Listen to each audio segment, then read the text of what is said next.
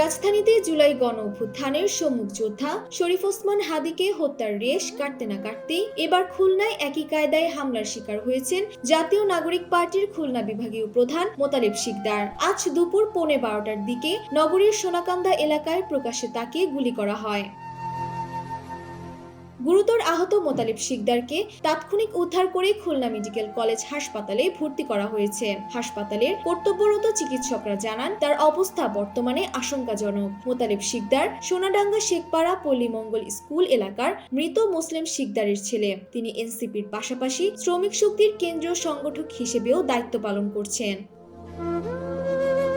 স্থানীয়রা জানান দুপুরে সোনাডাঙ্গা এলাকায় সন্ত্রাসীরা তাকে লক্ষ্য করে গুলি চালিয়ে পালিয়ে যায়। এই ঘটনার পর এলাকায় চরম আতঙ্ক ছড়িয়ে পড়ে। এনসিপির যুগ্ম মুখ্য সংগঠক ডক্টর মাহমুদা মিতু সামাজিক যোগাযোগ মাধ্যমে হামলার বিষয়টি নিশ্চিত করেন।